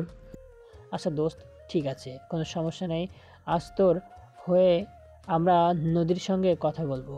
আজ এটার এসপার ওসপার কিছু একটা করেই ছাড়বো। হয় তোর সঙ্গে প্রেম করবে, নয়তো এই ভার্সিটি ছেড়ে চলে যাবে। ভার্সিটি ছেড়ে চলে যাওয়ার কথাটা শুনতেই আয়ানের মুখটা গম্ভীর হয়ে গেল। আর সে তার বন্ধুকে বলতে লাগলো, দোস্ত, এরকম কথা বলিস না। এসব কথা শুনতে একদম ভালো লাগে না। ও যদি এখান থেকে চলে যায় তাহলে তো আমি ওকে পাওয়ার সমস্ত আশাই হারিয়ে ফেলবো। আমি তো আর ওকে কোনোদিনও খুঁজে পাবো না। তাহলে তোরা কেন এরকম কথা বলছিস? আরে ভাই, এটা তো আমরা কথার কথা বললাম। তুই আমাদের উপর একটু ভরসা কর, আমরা তোর ভালোবাসাকে পেতে সব রকম সাহায্য করব। আমরা আজকে এই নদীর সঙ্গে কথা বলবো, এটা তো তোকে কথা দিয়েছি, তাই নয় কি? তুই একটু নিশ্চিন্তে থাক আর তোর মাথাটা ঠান্ডা রাখ। এই বলে তার বন্ধুরা অপেক্ষা করতে লাগলো কখন নদী ভার্সিটিতে আসবে। প্রায় 10 মিনিট পর নদী একা একা ভার্সিটির ক্যাম্পাসে প্রবেশ করছিল। তখনই আয়ানের সব বন্ধুরা নদীকে গিয়ে ঘিরে ধরল। এতগুলো ছেলের নদীকে ঘিরে ধরেছে এটা দেখে নদী কিছুটা ভয় পেয়ে গেল আর বলতে লাগলো, কি হয়েছে তোমাদের? তোমরা সবাই মিলে এভাবে আমাকে ঘিরে ধরেছো কেন? আমরা তোমাকে কিছু বলতে চাই। আজ তোমাকে একটা সিদ্ধান্ত নিতে হবে। হয়তো তুমি এই ভার্সিটিতে থাকবে, নয়তো এই ভার্সিটি ছেড়ে চলে যাবে। আপনার কি আমাকে মগের মুল্লুক পেয়েছেন নাকি? আপনাদের কথায় আমি ভার্সিটি ছেড়ে চলে যাব? ভার্সিটি কি আপনাদের বাপদাদা সম্পত্তি নাকি? দেখো, আমরা তোমার সিনিয়র, তাই আমাদের সঙ্গে এরকম ব্যবহার করবে না। নিহাত তোমাকে আমাদের বন্ধু পছন্দ করে, তাই বলে তোমার সঙ্গে এভাবে ভদ্র ভাষায় কথা বলছি। তা না হলে তোমার সঙ্গে এরকম কিছু করতাম যেটা তুমি কল্পনাও করতে পারবে না। ও আচ্ছা, তাই বুঝি। তাহলে আপনারা কি করবেন আমি সেটাই দেখতে চাই। আমি দেখতে চাই আপনাদের ক্ষমতা কতটা, আর তারপর আমি আপনাদের আমার ক্ষমতা দেখাবো। কি করবে তুমি প্রিন্সিপাল স্যারের স্যারের কাছে আমাদের নামে বিচার দিবে, আমাদেরকে টিসি ধরিয়ে দিবে, ঠিক আছে, কোনো সমস্যা নেই। তবে আমাদের সামনে আমাদের বন্ধু এভাবে এত কষ্ট পাবে, সেটা আমরা মেনে নিতে পারবো না। তুমি বলো, তুমি অয়নের সঙ্গে সম্পর্কে যেতে রাজি হবে কি হবে না? পাগলের বন্ধুরা সব সময় পাগলই হয়। তার সঙ্গে যে কয়টা চলাচল করে সব কয়টাই তার ছিঁড়া। এটা আপনারা আবারও প্রমাণ করে দিলেন। আপনারা ভাবলেন কি করে আপনারা আমাকে এইভাবে থ্রেট দিবেন আর আমি আপনাদের বন্ধুর সঙ্গে প্রেম করতে রাজি হয়ে যাব? আমাকে পাগলা কুত্তা কামড়ায়নি, বুঝতে পেরেছেন? ও আচ্ছা, ঠিক আছে, বুঝতে পেরেছি, কোনো সমস্যা নেই। তবে আজ তোমার সঙ্গে এমন কিছু হবে যেটা তুমি কখনো কল্পনাও করনি। মানে আপনারা কি বলতে চাইছেন আমি কিছুই বুঝতে পারছি না। আপনারা কি আমার সঙ্গে খারাপ ব্যবহার বা খারাপ কিছু করার চিন্তা ভাবনা করছেন নাকি? তখনই সবাই মিলে একসঙ্গে হাসতে হাসতে নদীকে উদ্দেশ্য করে বলতে থাকে। পাগল তুমি, নাকি তোমার মাথা খারাপ? আমরা তো সেটাই বুঝতে পারছি না। যেখানে তোমাকে আমার বন্ধু পছন্দ করে আর ভালোবাসা, সেখানে তোমার সঙ্গে আমরা খারাপ কিছু করব, এটা তুমি ভাবলে কি করে? আমরা যত খারাপই হই না কেন, বন্ধুর সঙ্গে কখনো বেইমানি করব না। তবে তোমার একটা ছোট ভাই আছে, কেজি স্কুলে ক্লাস 4-এ পড়ে, সে আমাদের কবজায়। তোমাকে আমরা 5 মিনিট সময় দিচ্ছি। এই 5 মিনিটের মধ্যে তুমি নিজে গিয়ে আয়নকে প্রপোজ করবে। আর যদি সেটা না করে, তাহলে তোমার ভাইয়ের এমন অবস্থা করবে সেটা তুমি কল্পনাও করতে পারবে না। আপনারা সব কয়টাই পাগল। আপনারা আমার ভাইকে কোথায় নিয়ে গেছেন? আমার ভাইকে এক্ষুনি ফেরত দিন, তা না হলে কিন্তু আমি আপনাদের সবাইকে জেলের ভাত খাইয়ে ছাড়বো, বলে দিলাম। আমাদেরকে থ্রেড দিয়ে কোনো লাভ হবে না। তোমার যা সিদ্ধান্ত নেওয়ার 5 মিনিটের মধ্যে নিতে হবে, তা না হলে কিন্তু আমরা তোমার ভাইয়ের বড় একটা ক্ষতি করে দিব। তখন কিন্তু আমাদেরকে জেলের ভাত খাওয়াবা আর ফাঁসির মঞ্চে তোলা, তাতে তোমার কোনো লাভ হবে না, কারণ তোমার ভাইকে আর কখনোই ফিরে পাবে না। আপনারা সত্যিই পাগল হয়ে গেছেন। আমার ভাইকে আমার আম্মু নিজে স্কুলে দিয়ে গেছে, আপনারা কোথায় পাবেন? নদী এই কথাটা বলতে দেরি করলো, কিন্তু রাফি তখনই তার মোবাইলটা বের করে একটা ভিডিও কল দিতে দেরি করলো না। আর ওই ভিডিও কলের ফুটেজে নদী দেখতে পেল সত্যিই তার ভাইকে একটা চেয়ারে বসিয়ে রাখা হয়েছে, তার হাত পা মুখ সবকিছু বেঁধে রাখা হয়েছে। এটা দেখেই নদী চিৎকার করে বলতে লাগলো। আরে এইসব আপনারা আমার ভাইয়ের সঙ্গে এরকম কেন করছেন? আমার ভাইয়াকে এক্ষুনি ছেড়ে দিন।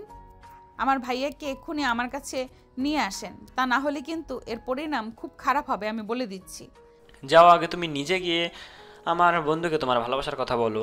তুমি তুমি আমার বন্ধুকে প্রপোজ করবে, আর তারপরেই তোমার ভাইকে তোমার সামনে এনে দেব। তা না হলে কিন্তু ওকে একদম খুন করে ফেলবো, এটা তোমায় বলে দিলাম। তখনই কলের অপর প্রান্ত থেকে ছেলেটার মুখ খুলে দেওয়া হলো। ছেলেটার চোখ মেলে তাকিয়ে নদীকে দেখতে পেয়ে কান্না করতে করতে বলতে লাগলো। আপু, তুমি আমাকে বাঁচাও, ওরা আমাকে তুলে এনেছে, আমাকে মারধর করছে, আমার খুব ভয় করছে। আপু প্লিজ, তুমি আমাকে বাঁচাও। ভাই তুই কোনো চিন্তা করিস না, আমি আসতেছি তোর কাছে, আমি তোকে বাঁচাবো, তোর কোনো চিন্তা নেই। হ্যাঁ বেয়াই, তুমি কোনো চিন্তা করো না, ভাবি তোমার কাছে আসছে। তবে আমার বন্ধুকে প্রপোজ করার পর যাও, ভাবি আমার বন্ধুকে নিয়ে আগে প্রপোজ করো। নদী তখন বেশ কিছুক্ষণ মাথা নিচু করে দাঁড়িয়ে রইল, আর তখনই আবারও সূর্য নদীকে বলতে লাগলো। কি ব্যাপার, কি হলো? তোমাকে কি বললাম, শুনতে পাওনি নাকি? যাও, তুমি এক্ষুনি গিয়ে আগে আয়ানকে প্রপোজ করো, তারপর তোমার ভাইকে তোমার সামনে এনে দিব। তোমরা প্লিজ আমার ভাইয়ের সঙ্গে খারাপ কিছু করো না। তোমরা যা বলবে আমি তাই মেনে নেব, কিন্তু আমার ভাইয়ের কোনো ক্ষতি হলে তোমাদের খবর আছে, বলে দিলাম। আমরা কখনো কথার বরখিলাফ করি না। তোমাকে যেটা বলেছি তুমি সেটা করো। তোমার ভাইকে আমরা তোমার কাছে ফিরিয়ে দিব, তোমাকে এইসব কিছু নিয়ে চিন্তা করতে হবে না। কিন্তু আমাদের বন্ধুর এই কষ্ট আমরা সহ্য করতে পারছি না। তুমি আমাদের বন্ধুকে খুশি করো, আর তোমাকে আমরা খুশি করব। নদী তখন আর কোনো কিছু চিন্তা না করে আয়ানের সামনে গিয়ে দাঁড়ালো। ক্যাম্পাসের বাগান থেকে একটা ফুল ছিঁড়ে নিয়েছিল, আর তারপর আয়ানের সামনে হাঁটু গেড়ে বসে উদ্দেশ্য করে বলল, আই লাভ ইউ, আমি তোমাকে ভালোবাসি। I love you too. আমিও তোমাকে অনেক বেশি ভালোবাসি।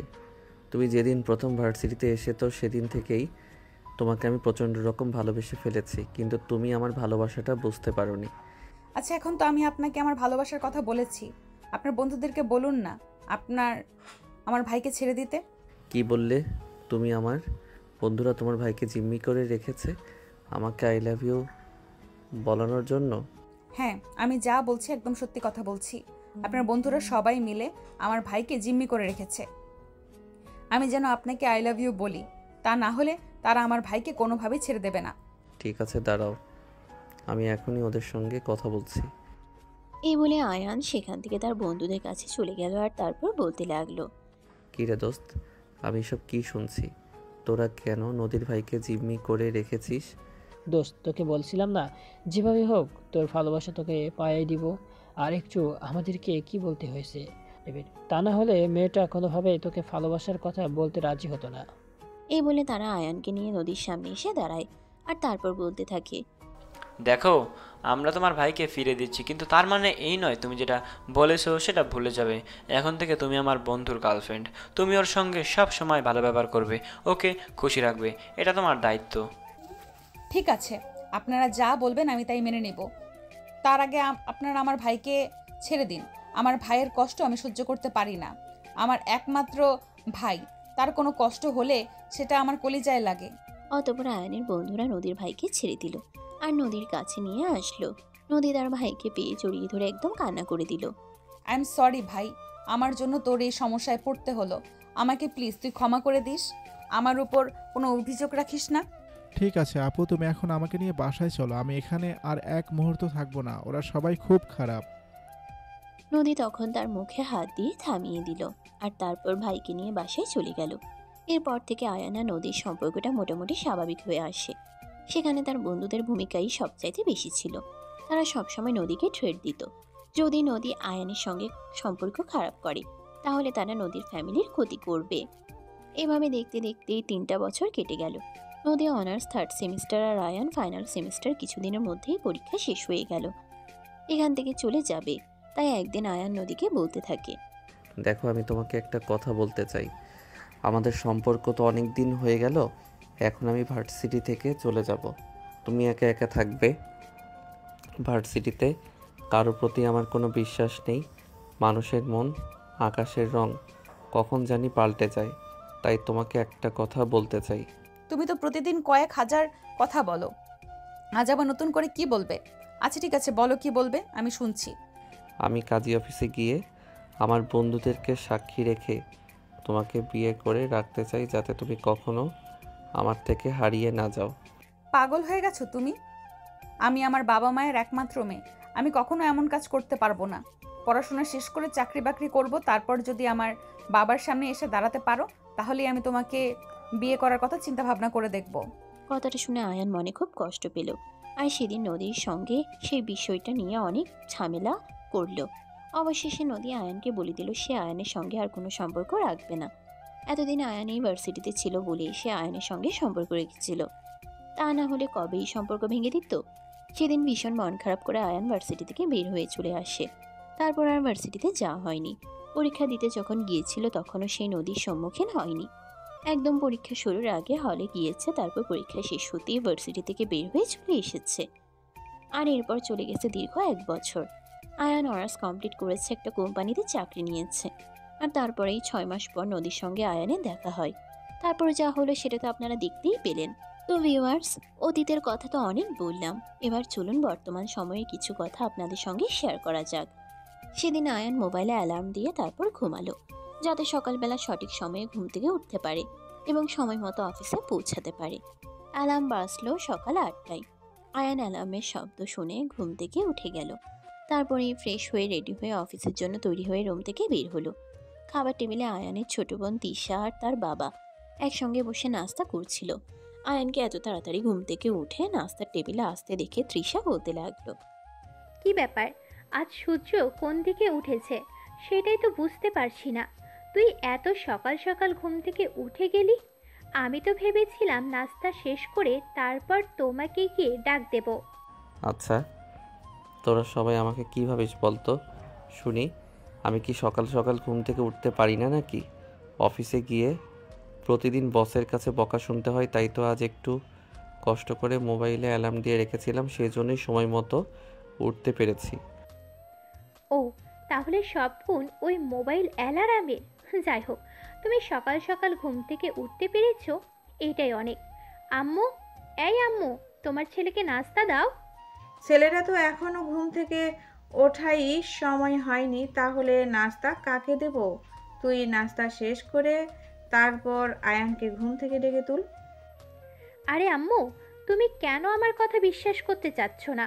আমি যা বলছি একদম সত্যি কথা বলছি। আমার কথা যদি তোমার বিশ্বাস না হয়, তাহলে তুমি নিজেই ডাইনিং টেবিলে এসে দেখে যাও, তোমার ছেলে ঘুম থেকে উঠে গেছে। এই কথাটা সত্যি সত্যি আয়ানের আম্মুর বিশ্বাস হচ্ছিল না, তাই তিনি নিজেই কিচেন থেকে ডাইনিং টেবিলে আসলেন।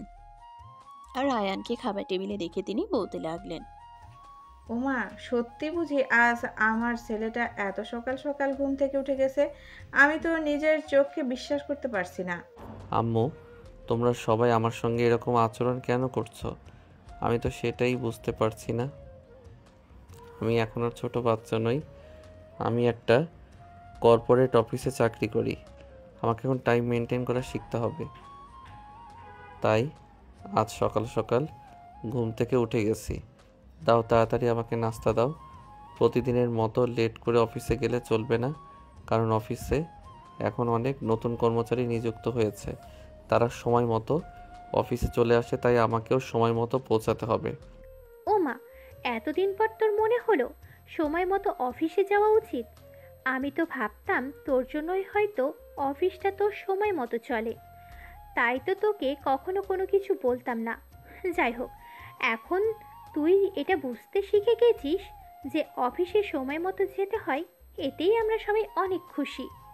আম্মু, ফাজলামো বাদ দিয়ে আমাকে নাস্তা দিবে নাকি আমি নাস্তা না করে চলে যাব? আয়ানের আম্মু তখন আর কোনো কথা না বলে নাস্তার টেবিলে নাস্তা দিলে আয়ান নাস্তা খেয়ে অফিসে চলে আসলো। আজ ঠিক ঠিক অফিস শুরুর 5 মিনিট আগে আয়ান অফিসে এসে পৌঁছে গেছে। নদী অফিসে এসে দেখতে পায় আয়ান আজ তার আগে অফিসে চলে এসেছে। এটা দেখে নদী আয়ানের কেবিনে গিয়ে বলতে থাকে, বাবা, মহারাজার ঘুম থেকে আজ সকাল সকাল ভেঙে গেছে। তোমাকে আমি বলেছিলাম না আজ আমি তোমার আগে অফিসে এসে পৌঁছাবো? হ্যাঁ, সেটাই তো দেখেছি। আজ সূর্য মনে হয় পশ্চিম দিক থেকে উঠেছিল, তাই। দেখো, একদম মেজাজ খারাপ করবে না বলে দিলাম। চুপচাপ এখান থেকে চলে যাও। যাব না আমি। কি করবে তুমি? তোমার মাথা ফাটিয়ে ফেলবো। তুমি কেন আমার পিছনে এভাবে লেগে পড়ে আছো? বলো তো কি সমস্যা তোমার?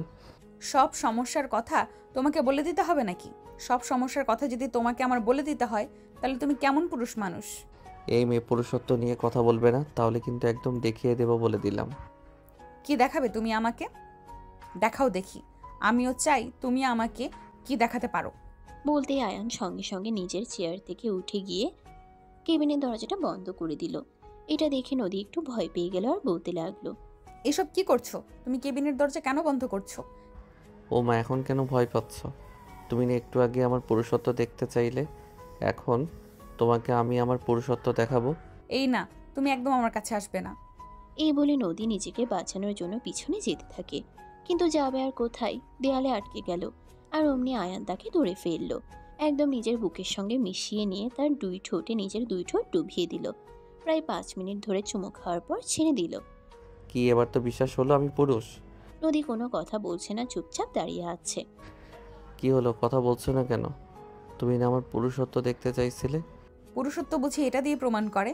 আর তুমি যেভাবে কি স্কুলে একটা 10 বছরের ছেলেও এর চাইতে ভালো কিস করতে পারে। ও আচ্ছা, তাই বুঝি। ঠিক আছে, তাহলে তোমাকে দেখাচ্ছি মজা। বলি আয়ান নদীর কোমরে একটা হাত রেখে টান দিয়ে নিজের আরো কাছে টেনে নিল। ওদিকে আয়ান আর নদীর শরীর একদম কাছাকাছি। দুজনে নিঃশ্বাসের শব্দ শুনতে পাচ্ছে। দুজনের শরীরের প্রত্যেকটি অঙ্গ প্রত্যঙ্গ একে অপরের সঙ্গে স্পর্শ করছে। নদীর নিঃশ্বাস ভারী হয়ে আসছে আর সে বলছে, এ সরে যাও আমার কাছ থেকে, আমার কেমন যেন লাগছে। ম্যাডাম, আমায় খেপিয়েছো। তুমি এখন বুঝতে পারবে মজা। বলে আয়ান নদীর কানের কাছে চুলগুলো সরিয়ে দিয়ে সেখানে আলতো করে চুমু দিতে থাকে। আর আয়ানের প্রত্যেকটা স্পর্শ পেয়ে নদীর শরীরে অন্যরকম এক শিহরণ অনুভূত হতে থাকে। নদী নিজেকে আর কোনোভাবেই কন্ট্রোল করতে পারছিল না। সে আয়ানকে বলতে লাগলো, এই কি করছো তুমি? ভালোবাসা দিচ্ছি, যেটা 1 বছর আগে হালালভাবে চাইলেও পাইনি, আর আজ সেটা জোর করে আদায় করে নেব। এই বলে আয়ান নদীকে আর কোনো কথা বলার সুযোগ না দিয়েই নদীকে নিয়ে ভালোবাসার মহাসমুদ্রে ডুবে গেল। প্রায় আধা ঘন্টা পর কেউ আয়ানের কেবিনের দরজায় নক করলে আয়ান নদীকে ছেড়ে দিয়ে উঠে দাঁড়ায়। নদীর কাপড় ঠিক করে নিতে বলে। নদী নিজের কাপড় চোপড় ঠিক করে নেয়। আর তারপরে আয়ান কেবিনের দরজা খুলে দেখতে পায় বস কেবিনের বাইরে দাঁড়িয়ে আছে। আয়ান তখন আমতা আমতা করে বলতে থাকে, বস আপনি এখানে? হ্যাঁ আমি এখানে। ছি ছি আয়ান, তুমি এতটা নিচো, এটা তো আমি ভাবতেও পারিনি। তুমি আমার বন্ধুর মেয়েটার সঙ্গে এরকমটা করতে পারলে। এখন আমি আমার বন্ধুকে কি জবাব দিব? তখনই পিছন থেকে নদী এসে বসকে বলতে থাকে, আঙ্কেল, ওর কোনো দোষ নেই। এখানে যা হয়েছে আমার সম্মতিতেই হয়েছে, আর কারোর কাছে জবাব দেওয়ার কোনো কিছুই নেই। আমরা দুজন দুজনকে ভালোবাসি, আর খুব তাড়াতাড়ি আমরা বিয়ে করে ফেলবো। কথাটা শুনে বস তাদের দুজনকে নিজের কেবিনে নিয়ে গেল আর বলতে লাগলো, দেখো, তোমরা দুজন দুজনকে ভালোবাসো সেটা আমাকে আগেই বলতে পারতে। আমি তো ভেবেছিলাম তুমি নদীর সঙ্গে জোর করে নিজের রাগ মেটানোর জন্য এসব কিছু করছো। যাই হোক, তোমাদের কোনো চিন্তা নেই, আমি নিজে দাঁড়িয়ে থেকে তোমাদের বিয়ে দেবো। এরপর নদী আর আয়ান দুজনেই বসের কেবিন থেকে বের হয়ে চলে গেল। তারপর কিছুদিনের মধ্যেই বস আয়ানের বাবা মা এবং নদীর বাবা মার সঙ্গে কথা বলেন। তারপর পারিবারিকভাবেই তাদের বিয়ের অনুষ্ঠান সম্পন্ন করেন। আজ তাদের বাসর রাত। নদী বাসর ঘরে বসে আয়ানের জন্য অপেক্ষা করছে। রাত 12টা বাজে। আয়ান বাসর ঘরে প্রবেশ করে। আয়ানকে দেখা মাত্রই নদী বিছানা থেকে নেমে বলতে লাগলো, এতক্ষণে তোমার আসার সময় হলো? আমি সেই কখন থেকে তোমার জন্য অপেক্ষা করছি। ও মা, এত তাড়াহুড়োর কি আছে? বাসর তো আগেই করে ফেলেছি। দূর শয়তান, তোমার একটুও লজ্জা নেই। বলতে আয়ান নদীকে টান দিয়ে নিজের বুকের সঙ্গে মিশিয়ে নিল আর নদীর কপালে আলতো করে একটা ভালোবাসার পরশ এঁকে দিয়ে বলল, সারা জীবন ভালোবেসে থাকবে তো আমার পাশে, নাকি কখনো আমায় একা করে চলে যাবে? কখনো তোমায় ছেড়ে যাব না মেরা জান। সারা জীবন ভালোবেসে তোমার পাশেই থেকে যাব। অসম্ভব ভালোবাসি তোমায়, আর তোমার ভালোবাসায় ভালোবেসে ভালো থাকতে চাই। এই বলে দুজন দুজনকে জড়িয়ে ধরে আর ভালোবাসার আলিঙ্গন করতে থাকে। সুপ্রিয় ভিউয়ার্স, আমাদের আজকের গল্পটা এই পর্যন্তই ছিল। গল্পটা আপনাদের কাছে কেমন লেগেছে ছোট্ট একটা কমেন্টে জানাবেন। ভালো লাগলে লাইক, কমেন্ট অ্যান্ড শেয়ার করে পাশেই থাকবেন। নিত্য নতুন ভালোবাসার গল্প পেতে আমাদের এই চ্যানেলটিকে সাবস্ক্রাইব করবেন। এতক্ষণ সাথে থাকার জন্য ধন্যবাদ। সবাই ভালো থাকবেন, সুস্থ থাকবেন। আবার দেখা হবে নতুন কোনো এক ভালোবাসার গল্পে। সে পর্যন্ত সবাই অপেক্ষায় থাকুন। আল্লাহ হাফেজ। সমাপ্ত।